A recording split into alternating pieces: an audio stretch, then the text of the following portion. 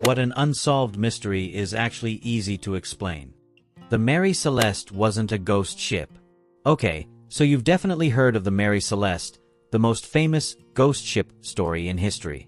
December 1872, the ship's found drifting in the Atlantic by another vessel, the Dei Grazia. Everything looked fine. The sails were set, the cargo of industrial alcohol was intact, food and water supplies enough for 6 months, the captain's logs still in place. But the crew, 10 people including the captain's wife and their little girl, were just gone. No lifeboat, no bodies, no sign of violence. When I first read about it, I imagined walking onto that empty deck, hearing only the slapping of water against the hull and the creak of rope. It sounded like the sea itself had swallowed everyone whole. The stories that grew out of it were insane. Some newspapers claimed the crew had been eaten by a giant squid, others that pirates had attacked but mysteriously left the cargo untouched. Then came the supernatural theories. Sea monsters, alien abductions, even the Bermuda Triangle, even though the ship wasn't anywhere near it. Sir Arthur Conan Doyle published a short story inspired by the case that painted it as a tale of madness and murder, and people basically took his fiction as fact. By the early 1900s, the Mary Celeste had gone from a real tragedy to a ghost story told around the world. But here's the thing, there's nothing paranormal about it. The most likely explanation is boring and human. Fear. The Mary Celeste was carrying denatured alcohol, and when they checked the barrels later, several had leaked. Imagine being on that ship, in the middle of nowhere, and smelling raw alcohol vapors seeping out of the hold. It would have felt like sitting on top of a floating bomb. One spark, one lantern tipped the wrong way, and everyone's gone. So the crew probably panicked, lowered the lifeboat, and tied it to the ship with a rope to wait it out. Then, either a storm snapped the rope or the boat drifted, leaving them stranded. With no way back, they were doomed to vanish into the ocean while the Mary Celeste floated on without them. And yet, the legend has lasted 150 years because we'd rather believe in mysteries than mistakes. Nobody wants to admit that a handful of sailors made a desperate choice that ended tragically. Ghost ship sounds better than crew got scared and died. The Mary Celeste reminds me of something darker about us, that we find comfort in believing in monsters, curses, and aliens, because the truth, that sometimes survival just comes down to bad timing and bad luck, is too painful to accept. Maybe the real haunting isn't the ship itself, but the way we can't let go of the story. Cicada 3301 was just nerds recruiting nerds. Alright, this one might ruin some of the internet's favorite myths. But Cicada 3301? Yeah, it wasn't the Illuminati, it wasn't a shadow government, it wasn't some doomsday cult.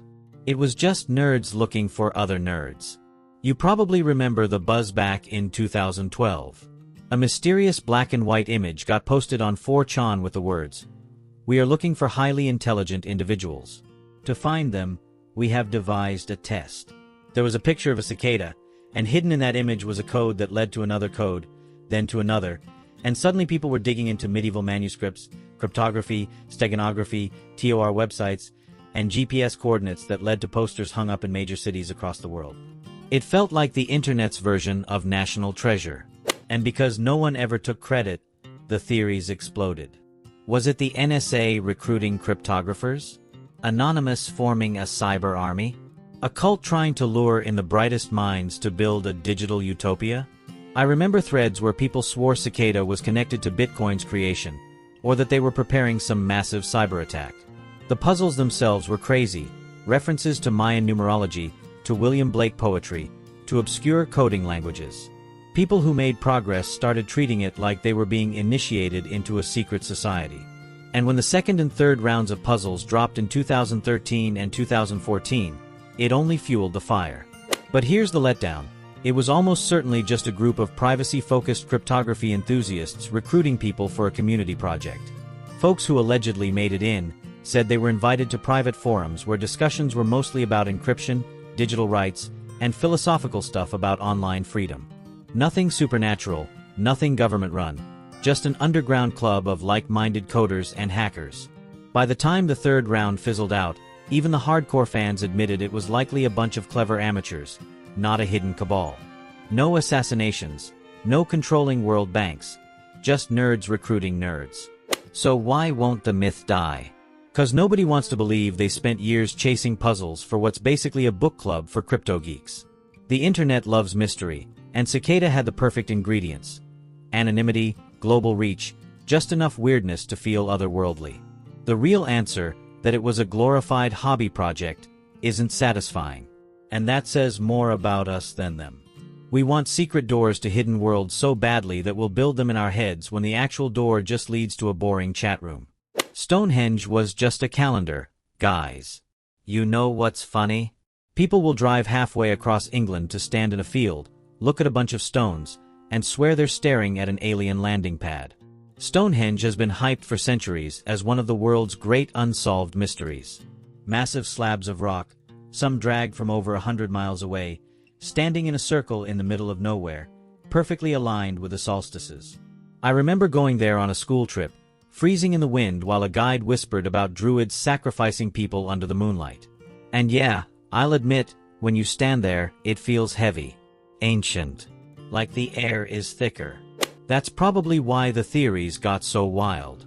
People have said it's a temple to forgotten gods, a site of human sacrifice, or a cosmic energy hub that lines up with ley lines across the earth. Then there's the alien stuff. How could primitive humans move such massive stones without advanced tech? I've seen TV shows claiming it's some kind of astronomical computer built by beings from another world. And I'll be real, it's fun to imagine a flying saucer hovering over Salisbury Plain, dropping stones like Lego bricks. But here's the truth.